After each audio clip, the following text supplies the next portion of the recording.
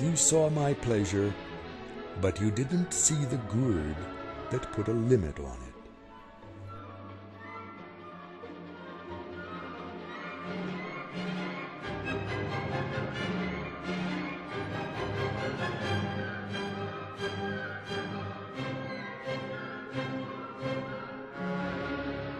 You opened your shop before a master taught you the craft.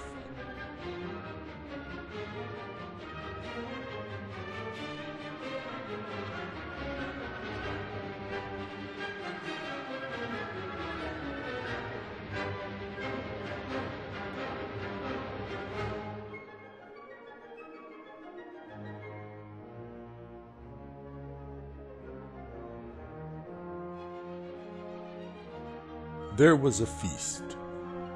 The king was heartily into his cups. He saw a learned scholar walking by. Bring him in and give him some of this fine wine.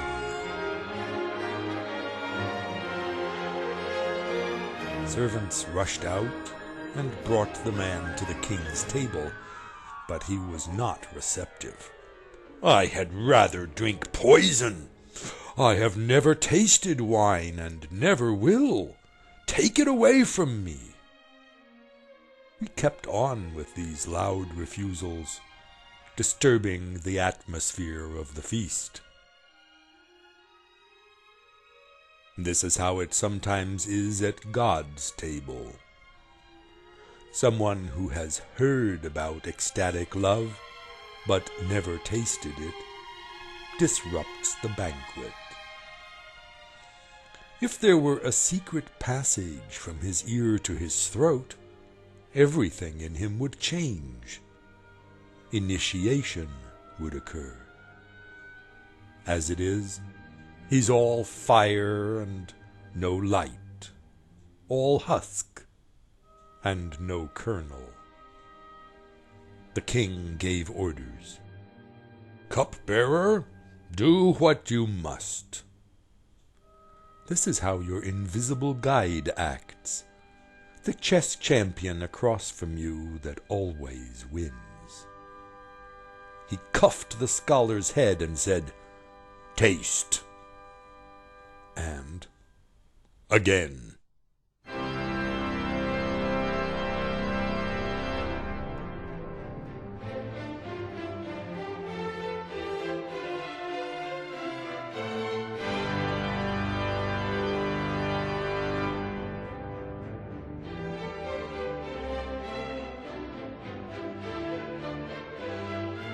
The cup was drained, and the intellectual started singing and telling ridiculous jokes. He joined the garden, snapping his fingers and swaying. Soon, of course, he had to pee. He went out, and there, near the latrine, was a beautiful woman, one of the king's harem. His mouth hung open. He wanted her. Right then he wanted her, and she was not unwilling. They fell to on the ground. You've seen a baker rolling dough. He kneads it gently at first, then more roughly. He pounds it on the board. It softly grows under his palms. Now he spreads it out and rolls it flat. Then he bunches it and rolls it all the way out again, thin. Now he adds water and mixes it well. Now salt and a little more salt. Now he shapes it delicately to its final shape and slides it into the oven, which is already hot.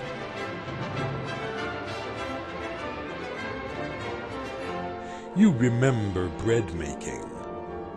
This is how your desire tangles with a desired one.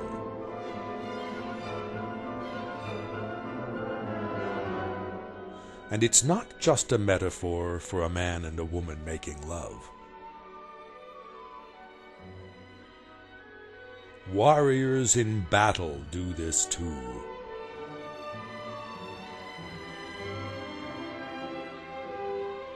A great mutual embrace is always happening between the eternal and what dies, between essence and accident. The sport has different rules in every case, but it's basically the same. And remember, the way you make love is the way God will be with you.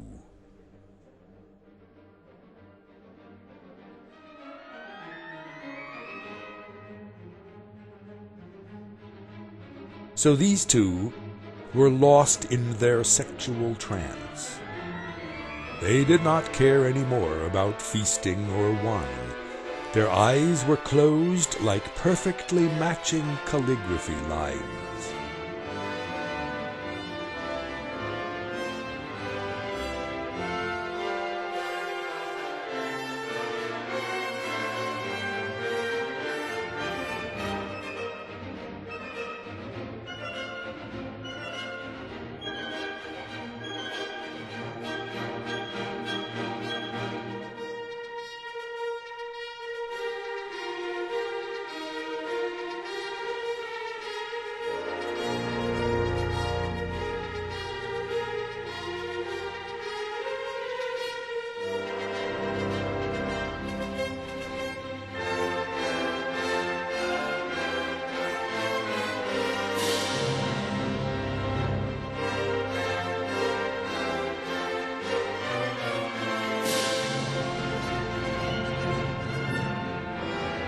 The king went looking for the scholar.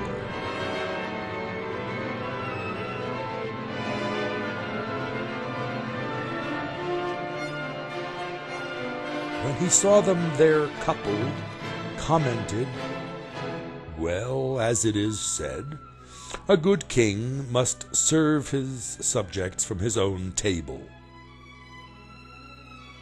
There is a joy, a wine-like freedom, that dissolves the mind and restores the spirit.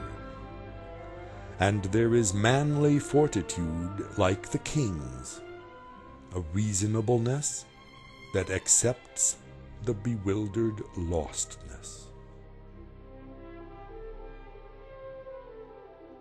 But meditate now on steadfastness and clarity, and let those be the wings that lift and soar through the celestial spheres."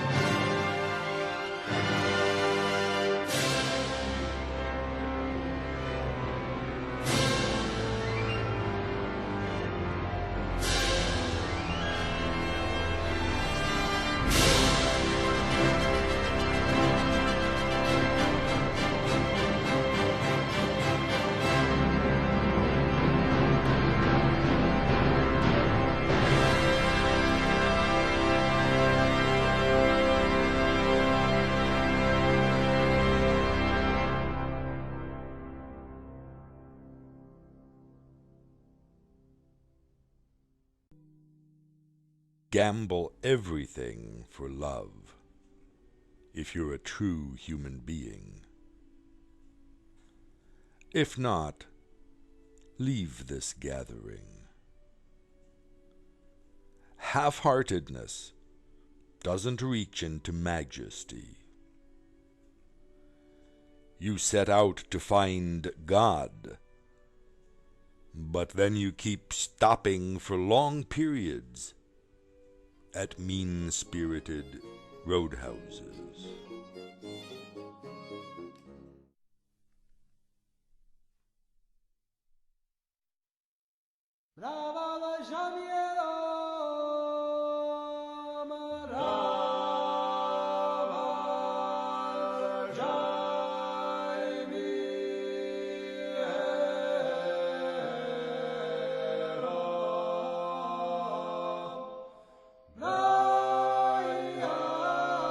Liberation is not the result of some means skillfully applied, nor of circumstances. It is beyond the causal process. Nothing can compel it. Nothing can prevent it. Then why are we not free here and now? But we are free here and now. It is only the mind that imagines bondage. What will put an end to imagination? Why should you want to put an end to it? Once you know your mind and its miraculous powers, and removed what poisoned it, the idea of a separate and isolated person, you just leave it alone to do its work among things for which it is well suited. To keep the mind in its own place and on its own work is the liberation of the mind. The mind is the wife of the heart and the world their home, to be kept bright and happy.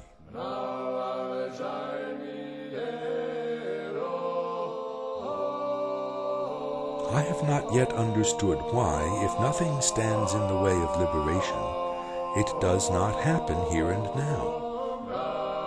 Nothing stands in the way of your liberation, and it can happen here and now, but for your being more interested in other things.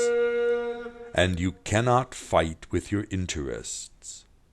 You must go with them, see through them, and watch them reveal themselves as mere errors of judgment and appreciation.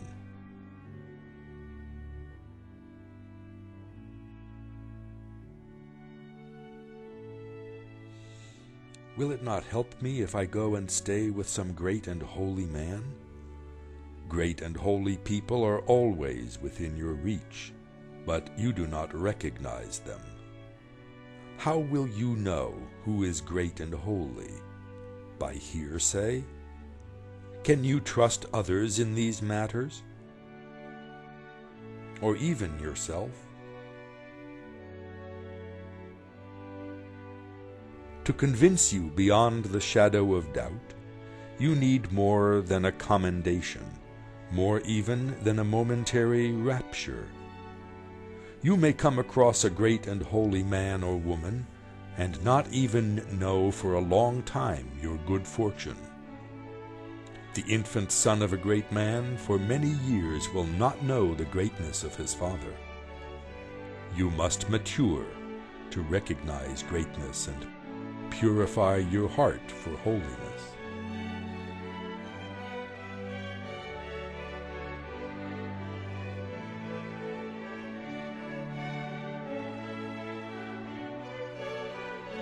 Or you will spend your time and money in vain, and also miss what life offers you.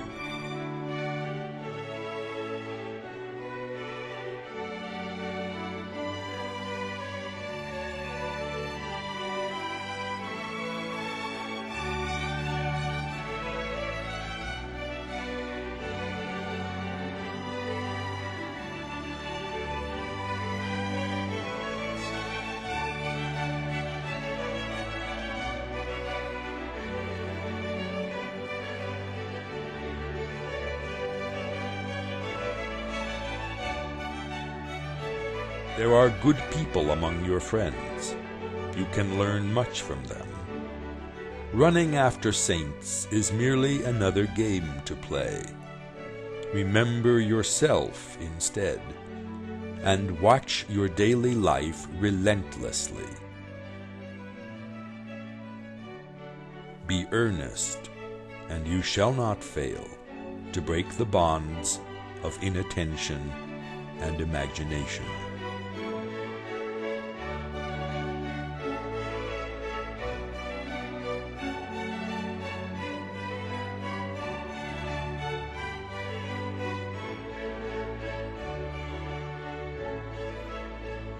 Do you want me to struggle all alone? You are never alone. There are powers and presences who serve you all the time most faithfully.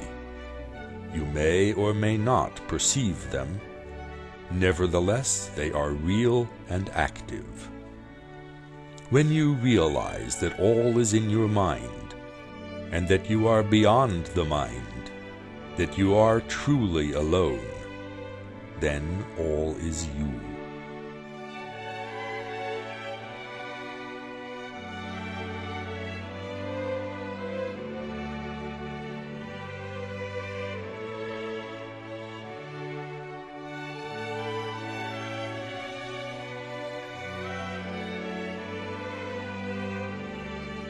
To lose entirely all interest in knowledge results in omniscience. It is but the gift of knowing what needs to be known at the right moment for error-free action. After all, knowledge is needed for action, and if you act rightly, spontaneously, without bringing in the conscious, so much the better.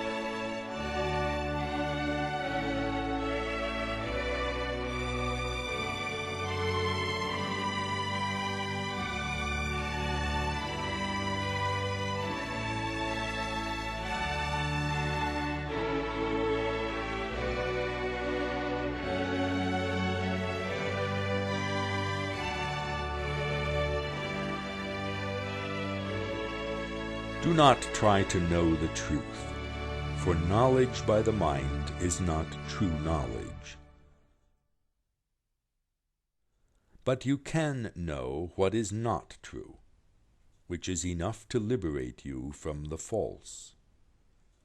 The idea that you know what is true is dangerous, for it keeps you imprisoned in the mind.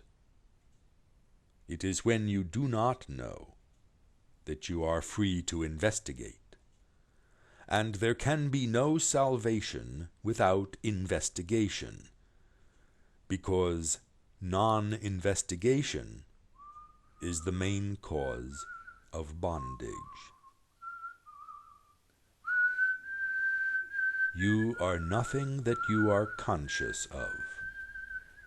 Apply yourself diligently to pulling apart the structure you have built in your mind.